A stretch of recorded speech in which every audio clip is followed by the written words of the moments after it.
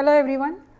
In this video we will be learning about solving simultaneous linear equation and the equation methods which we will be using, that we will be learning over here.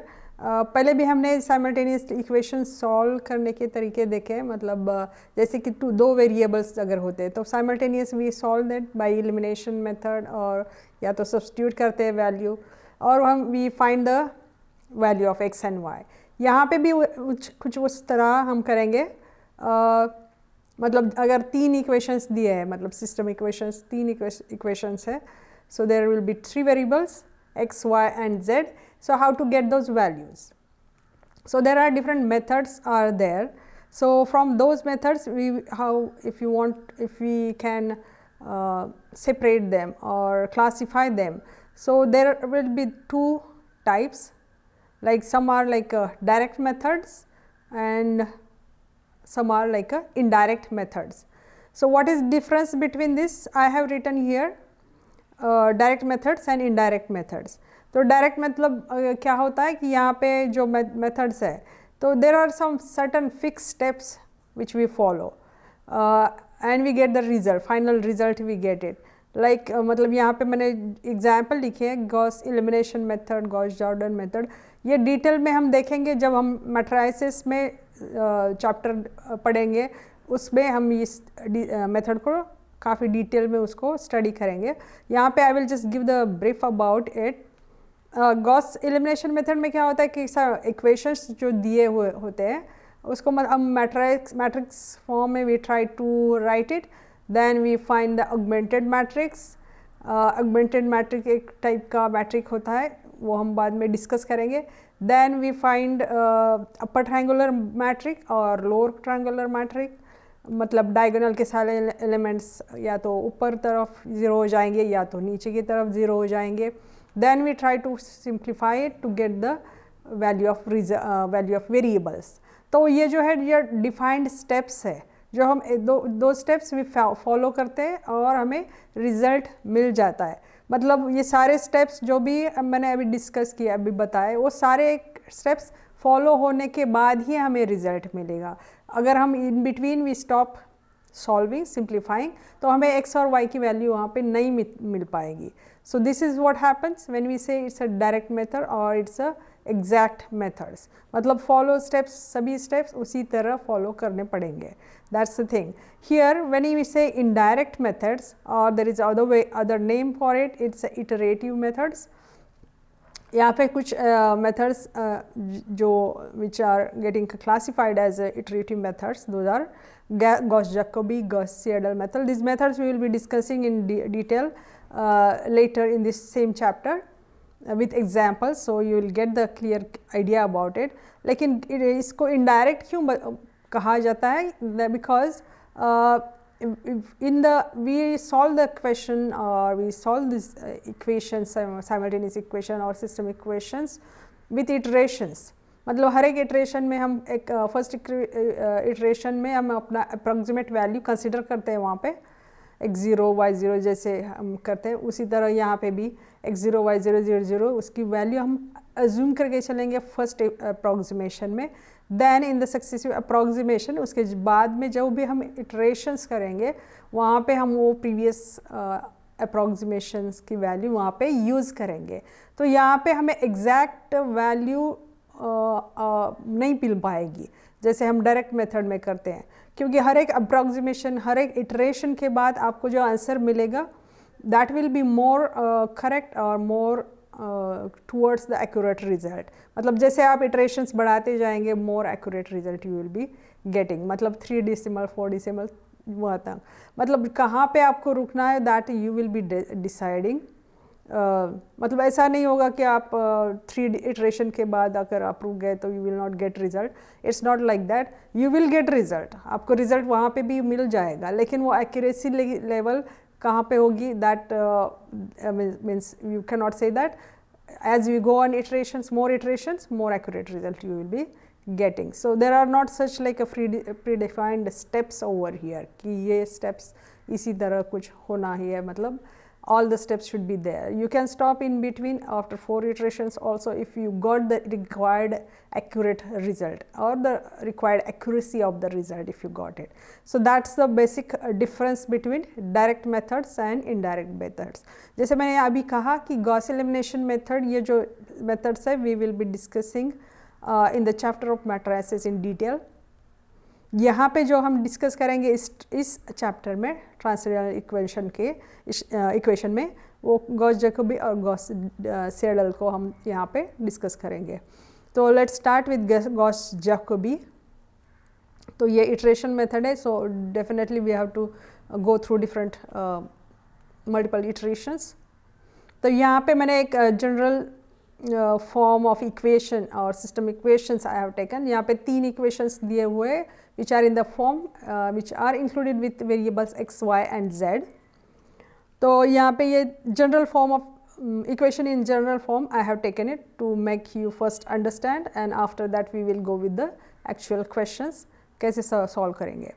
तो step 1 में तो जो भी equations दिए हैं we will write it, and those are like a system equations. 3 variables होंगे x, y, z या whatever it is. Then next thing is what we have to check it is step 2, whether the given things diagonal dominance property, whether it is following or not. तो diagonal dominance property मतलब क्या होता है.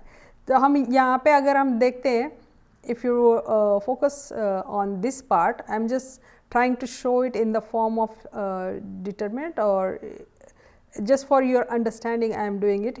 I just put it as a matrix form. So if you see here, these are the diagonal elements which are in the diagonal aligned in the diagonal. So what we check it, these elements like a11 coefficient of x1 x, so that is nothing but a11, right. So we will see that whether this element is greater than the rest of the 2 elements. Rest of the 2 elements कौन से है इस line में, a12 and a13, इनकी addition से बड़ा होना चाहिए. So these diagonal elements should be greater than addition of rest of the 2 elements in the same row. That's the thing. Similarly, like second diagonal element कौन सा है, a22 is the next diagonal element. So what we will check it, it should be greater than a21 and a23, क्योंकि उसकी रो में ये 2 element है. a22 की line में कौन से है, a21 and a23. Similarly, third diagonal element if you see it, it's a a33. So it should be greater than addition of rest of the 2 elements which are in its row. So which will be 312 and a32. a33 की line में कौन से है, a31 and a32. So उनकी addition से भी वो बड़ा होना चाहिए. This is nothing but diagonal dominance property, इसको बोलते हैं हम डायगोनल डोमिनेंस प्रॉपर्टी. तो सबसे पहले हमें वो चेक करना होगा कि ये जो दिया हुआ है system equations, if you put it in that format, does it satisfy और not. If it should satisfy, once it satisfies, then we can start writing simplifying the equations. So here first of all, for example, I have taken this equation. This was our first. We don't write it in matrix format or anything, determinant also. For your understanding, I just put that in that format. So here first equation I have taken it, a11x, a12y, a13z, which is equal to b1. I just wrote this same equation here. Now we have to rearrange this equation.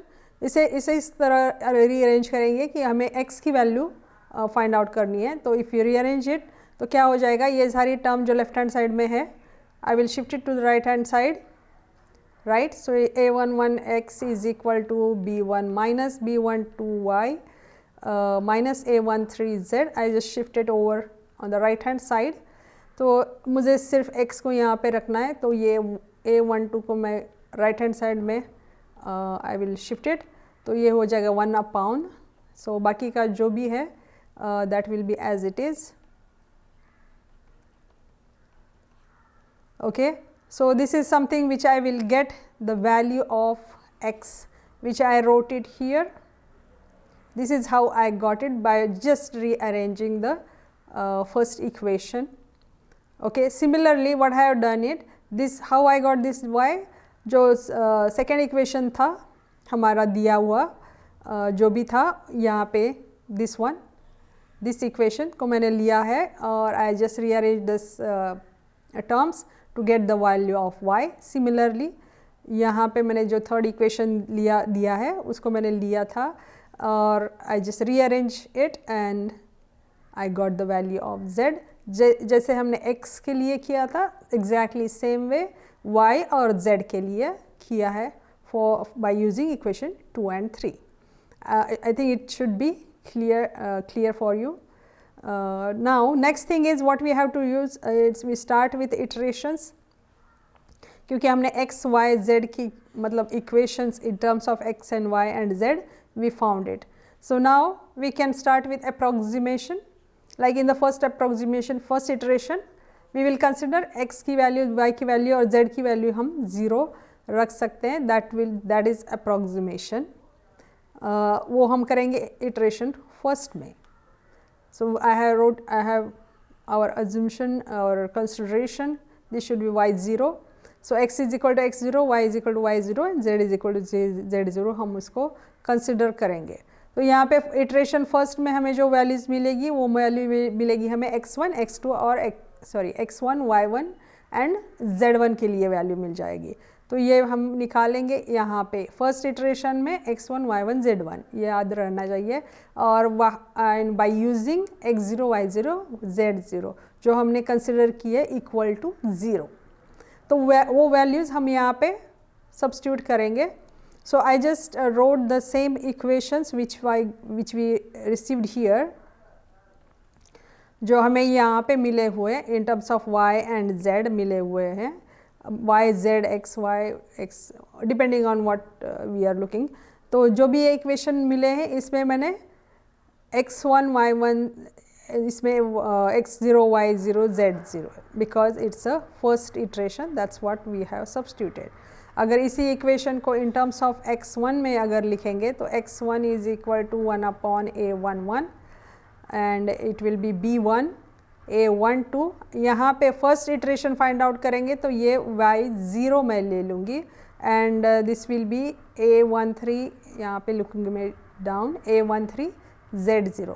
सो क्योंकि first value we are finding out तो यहाँ पे y और z की value हम y0, z0 we will be using. Similarly यहाँ पे y1 की निकालनी है तो हम यहाँ पे लेंगे x0, z0. यहाँ पे z1 अगर हमें निकालना है तो हम लेंगे यहाँ पे x0 and y0. And same thing I have written over here in the next slide.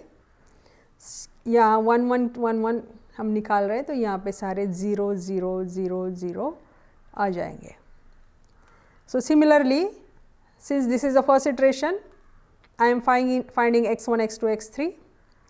अगर मैं सेकेंड इटरेशन के लिए if I will shift go to the next iteration I will be finding x2, y2, z2 and I will be using x1, y1, z1 over there. Like here if it is x, y0 I will be using y1, z1 and I will be getting x2, y1 and similarly for y2 and z2 also. यहाँ पे अगर 2, 2 निकालना है तो यहाँ पे हमें 1, 1 रखना होगा.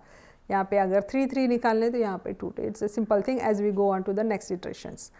So this is how we will be keep going on.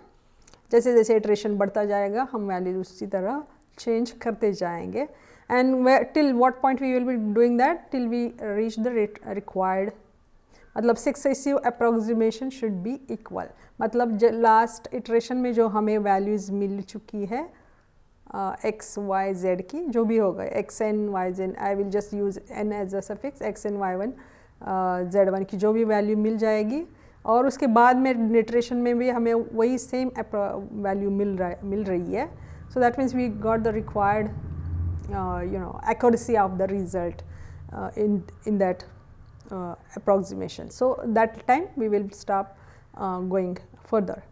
So this is theoretically I have explained it by taking a general equations.